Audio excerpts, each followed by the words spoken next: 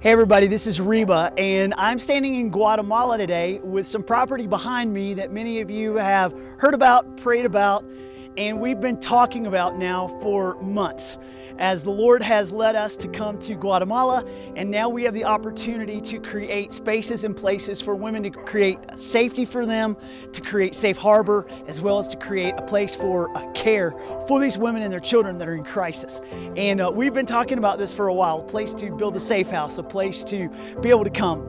And it's been a roller coaster ride of an adventure, but not as much as it has been in the last month. I'll be honest with you. It's just kind of been crazy in the last month. Let me just kind of tell you a beautiful story. If you've got just a minute, I want to take you on a beautiful story about what God has done over the last month or so here in Guatemala. This land that you see behind me, this was the spot that we looked at, we've been praying about, we've been raising funds for. Many of you have been a part of that and you've given. And we were so excited. And so we were getting ready to come and put the walls around here, begin to do all the grading work. We were starting. And there was one step we had to take in order to be able to get that done, and that was to go by the environmental office here in Guatemala. And basically that process is to protect the trees. And so in order to build in certain land areas that are protected, you have to get that checkoff mark from the signature from the environmental office. Well, as you can see, we really don't have but one tree, and we were planning on leaving that. So this we thought was going to be a slam dunk, a matter of just going by the environmental office and them coming out and getting us a signature. We got to the environmental office and found that they were not operating. The office has been shut down. And we were like, what? So then we asked the question that we were hoping to hear a good answer for, and that is, how long will it be before we can get a signature so we can build on this property? We're looking at 2.5 years before anyone was ever able to be cared for. And as I gathered with our board and we began to pray, that just wasn't an acceptable answer, to be honest with you. And I just said, all right, Lord, we believe this was it. You led us here. We really felt that way. And so now it seems like there's a stop sign. What do we do next? And so I flew to Guatemala, and we began to go and visit other properties. And I think I shared with many of you that the family that let us purchase this property from them, it was a wonderful deal for us to be able to purchase that property, and they wanted it to use for ministry, and so they gave us a wonderful deal on this property. Well, the other places that we looked were not so wonderful deals, and the land is super high, and we began to add that up, and nothing just seemed quite fit. Nothing made sense. Then we had another family reach out to us and say, hey, look, many years ago, we built our home to take care of foster children. We built it much bigger than what we needed, and we've put our family business on it. We've grown our property, and it's got a multitude of buildings on it. And now our children are grown, they're going off to school, and we're looking to sell that property, and we want to leave and do something smaller. Would you be interested in buying our property?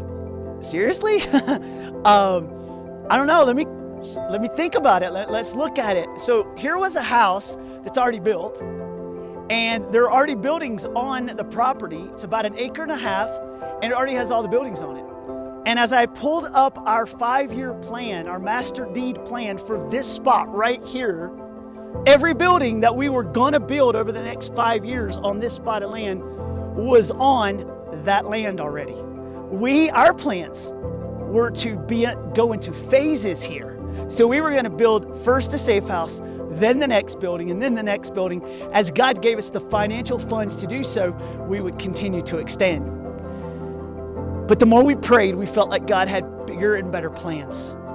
Because I have to tell you, this was a huge step of faith for our ministry to say, okay, can we jump from doing it in steps to doing it all in one shot?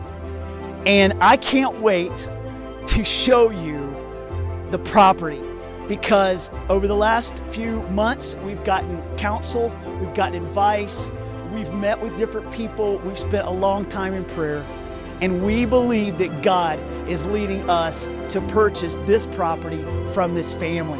And we're so excited about what God's going to do. Now, Lord willing, if everything works out, we will still have this property to expand on in the future.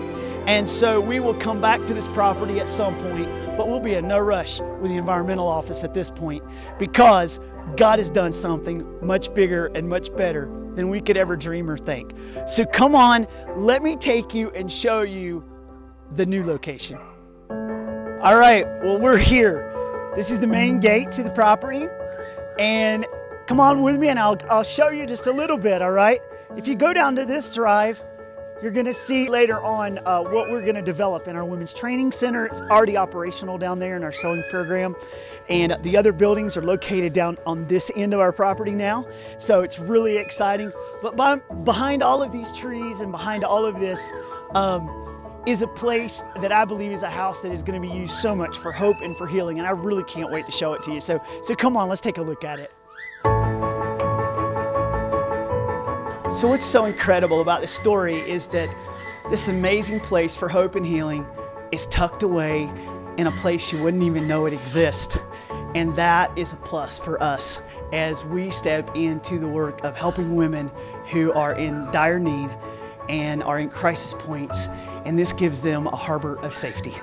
And so I can't tell you how, I'll be honest with you, I was a little nervous at first, like, oh Lord, what are we doing here?